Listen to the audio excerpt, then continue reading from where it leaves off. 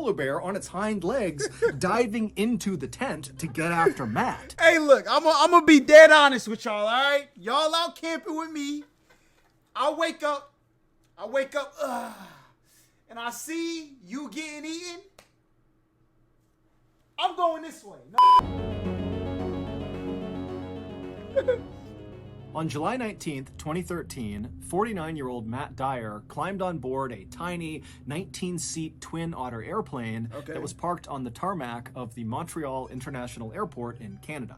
Matt was about to take off on the first of 2 flights that would take him and 7 other adventurous people deep into one of the most remote and wild regions in North America. For Matt, this trip was going to be the most amazing journey of his life.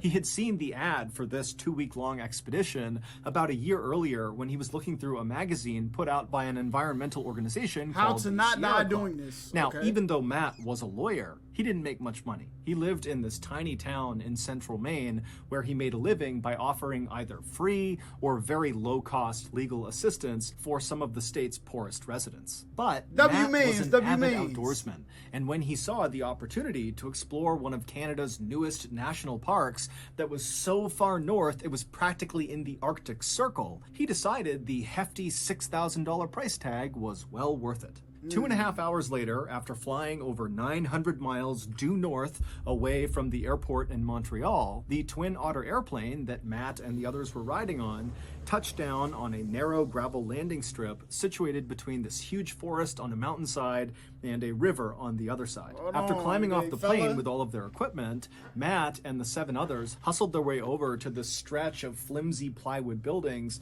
that lined the... That is that one part of Fortnite, bro. Y'all remember the Fortnite map that had this little building on it? Runway. These buildings and this entire area they were in was not a part of this new national park they were going to. This was like their staging area to prepare and get ready before catching another flight that would bring them into the park.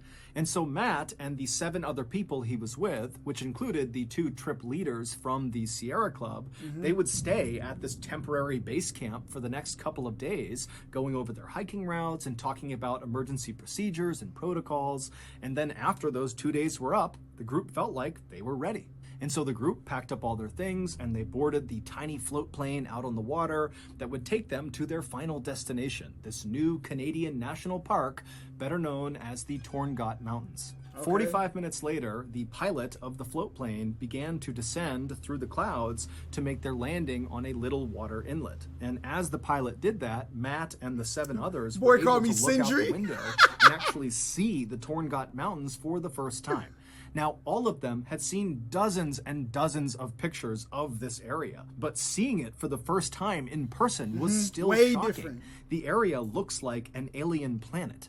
The wilderness in and around the Torngats is not the same kind of wilderness we think of when we think about going hiking in the forest or going camping or something. No, the wilderness in the Torngats is primordial. It's like you're looking out at a place from the very beginning of time. Like dinosaurs should be walking around this area. Oh, nah, this is tough. As far as Matt could see, in any direction were these huge, jagged mountains that had been carved out of the earth by glaciers hundreds of thousands of years ago. And those same glaciers had created hundreds of waterways between the mountains called fjords that almost looked like blue-veined fingers. And even from high up in the plane, Matt could look down and the water of these fjords were so clear that he could see these speckled backs of brown trout swimming beneath the surface. But while this landscape was undoubtedly spectacularly beautiful and pristine and totally incredible, it was equal parts unwelcoming to people. There are no roads in the Torngats, there's no campsites, there's no facilities, there's no internet, there's no cell phone, and the weather is unbelievably harsh. It's freezing cold and... See, that's what I'm not doing. We're not doing the cold. That's one thing listen, throw me in the Sahara Desert, all right, before you throw me in anywhere. That's cold, all right? I can't do it. Most of the time, and then even when it's a little bit... Hold up, you said what? Harsh, it's freezing cold and wet most of the time, and then even when... maybe I might go, you know. I said, nah. It's a little bit warm and a little bit nice there. The weather can change in an instant. Are we still going to the Hayley's Valley? I told y'all I hit 200K. I'm going to the Hayley's Valley. The handful of visitors that go into this area every year are expected to be 100% self-reliant, because this really is one of the most dangerous wild regions in the world. But for Matt, as he looked out his window and surveyed this landscape, he wasn't second-guessing his decision to go into this hostile environment. No. I mean, the reason he was willing to fork over all that money to go on this trip is because he really wanted to experience extreme wilderness firsthand. And so finally, the pilot of the float plane came into land on this little water inlet, and then the pilot ferried the craft over to this beach, and then Matt and the 7 others piled off onto land with all of their things, and then as the pilot turned around and left, the 2 Sierra Club trip leaders, a 61-year-old man named Rich Gross and a 60-year-old woman named Marta Chase, told the group to pick up their things and follow them. And so Rich and Marta led the hikers about 500 feet away from where they had just been dropped off, up to this slightly elevated, mostly flat area that kind of overlooked the fjord and had this incredible view of all the mountains around them. Now, unlike the temporary base camp they had been at for the past couple of days, this camp was nowhere near any forests. They were basically on a wide open plain that kind of went up into these mountains. You can see anything coming from any direction. Where they're staying. And so after Rich and Marta instructed the group where to set up their tents, Matt and the others got to doing that. And then after they were all set up, Rich and Marta put a small electric fence around the perimeter of their tents to keep any nosy animals out. And then the group headed up a little bit higher on this mountain near them to take their first group photo.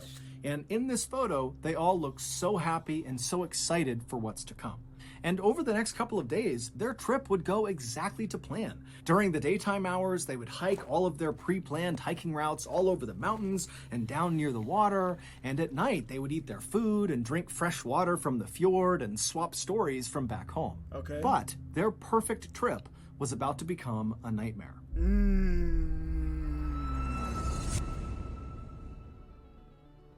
I've been married to my wife, Amanda, for nearly 12 years, and I just love her so much. She's Shout out NordVPN. Go check out Mr. Ballin's link in the description. You know what I'm early saying? evening hours of Tuesday, July 23rd, so 2 days after the group arrived in the Torngat Mountains, Matt and the others returned from one of their hikes. Now, the day had been cold and rainy, but the group was in good spirits. This was their last day at this particular camping spot.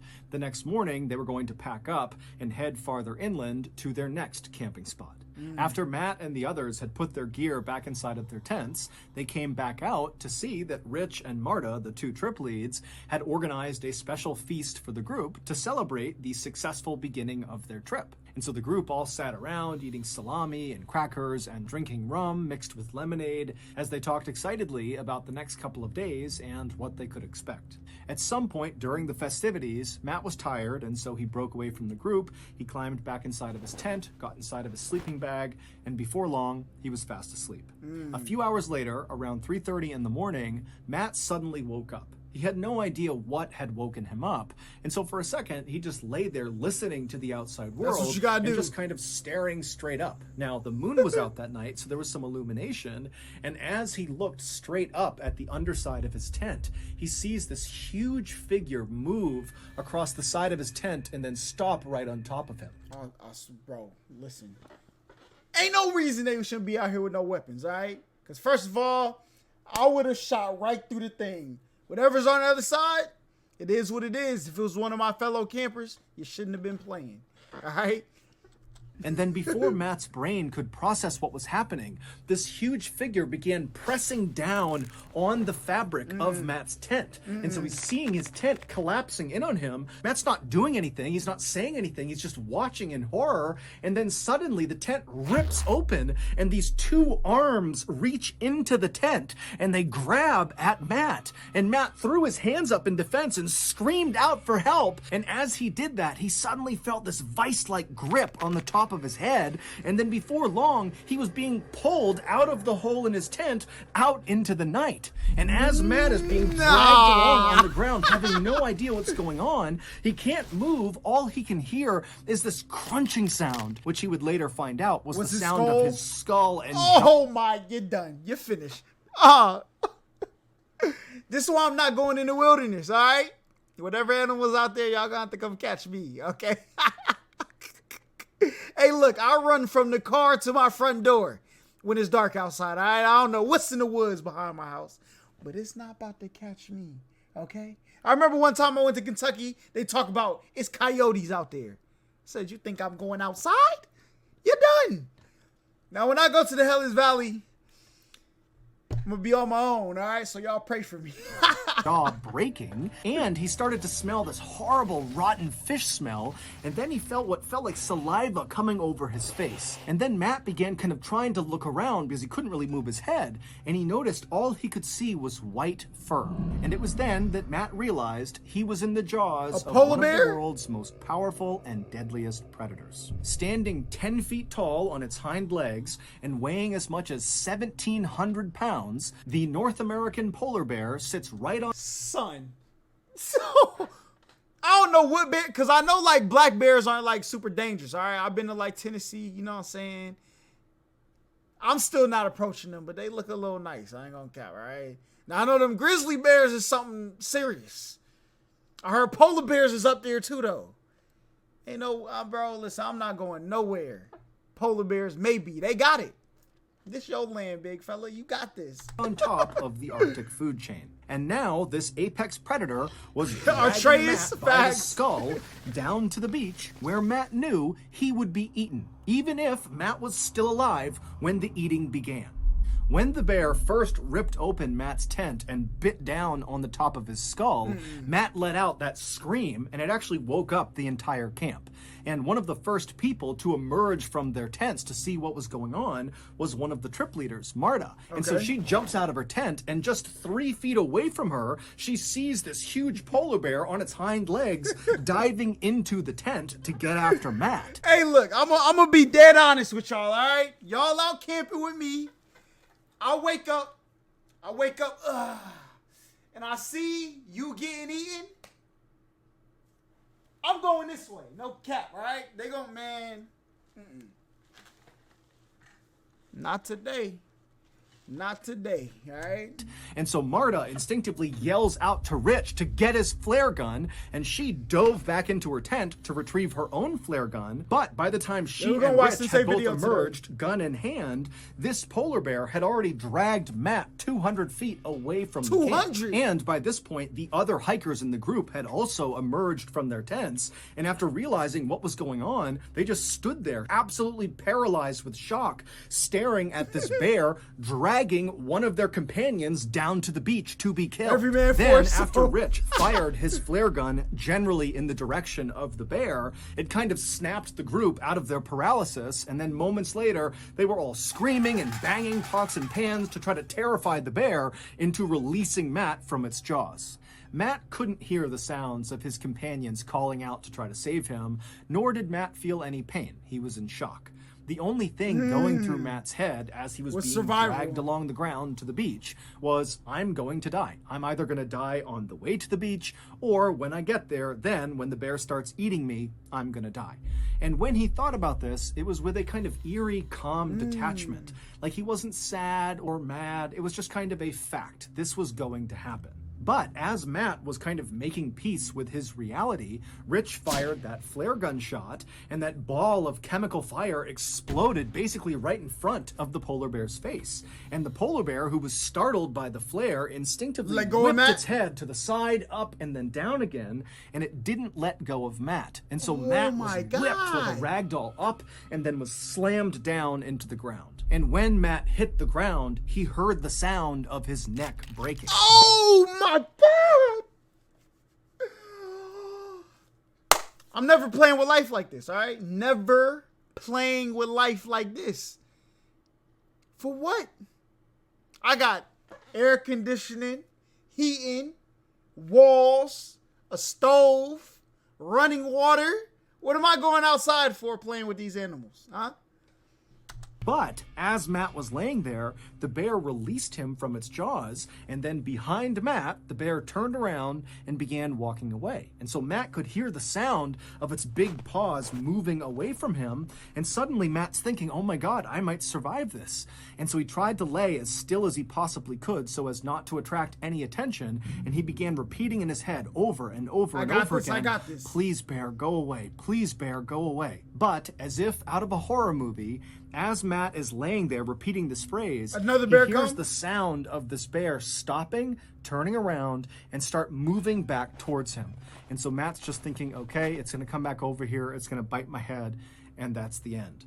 But luckily, Rich, by this point, one of the trip leads, had run down closer to the beach, reloaded his flare gun, and right as this bear was going to bite Matt again, Rich had fired that flare, and once again, the chemical fire had kind of exploded right near the bear, causing it to get startled. It turned around, it ran off, and this time the bear did not return. It would turn out Rich and Marta, the two trip leaders from the Sierra Club, had chosen a location for this campsite that was so heavily trafficked by polar bears, it was referred to as a polar bear highway. When all of the hikers, which included Marta and Rich, had been given their safety brief when they were staying in those plywood structures at that base camp near the runway, well, part of the brief was whenever you make camp in the Torngots, you want to be at least a quarter mile away from water. Go way inland because the polar bears hunt and fish and walk around right along the edge of these fjords. But despite all 7 members of this Sierra Club expedition being experienced wilderness backpackers, none of them really appreciated just how dangerous it was to be camping or even hiking around in known polar bear territory. And so this is why they ultimately ignored the safety brief and set up their first camp just a couple hundred. That's what happens when you don't listen. When you think you know it all, this is what happens, all right? You get eaten by a polar bear. 100 feet away from the water's edge. And even prior to the attack on Matt, when the group literally saw polar bears wandering around near their camp, and even at one point had to fire their flare guns at the polar bears to get them to leave, the group still decided it was best to... So y'all seen polar bears next to y'all camp, and y'all said, you know what? It's nighttime. We just gonna sleep. We know them polar bears is over there. We'll be all right. They deserved everything that was coming to them, man. Sometimes you just got to see the warning signs and act accordingly, and they did not. Okay? They're done. To stay at this particular campsite. You're done, Perhaps big they fella. believed their electric fence they had set up around the perimeter of their tents would protect them from these polar bears, but obviously that had not been the case. The bear that attacked Matt had been totally unaffected by their fence. Matt would survive this attack, but really only because one of the members of the expedition happened to be a medical doctor, and so they were able to stabilize Matt until help arrived. Okay. Matt's injuries were extensive. They included a broken skull, a broken jaw. He had slash marks and puncture wounds all over his head and his neck, and all of those wounds got horribly infected. And also his voice was permanently changed as well because the bear also slashed his vocal cords. Following the attack on Matt, Parks Canada, which is the agency that oversees all of Canada's national parks, including Torngots, has mandated that any organization going into Torngots National Park has to have a polar bear protection plan in place. As for Matt, What is a he does polar not bear make a big protection deal plan? about his near-death experience. In fact, he kind of makes light of it and sometimes even makes jokes about it. As for the polar bear that attacked him, Matt holds no ill will. If anything, the attack has made him more interested and appreciative of the apex predator. In August of 2014, so 11 months after Matt's brush with death, he returned to the Torngots and even visited the...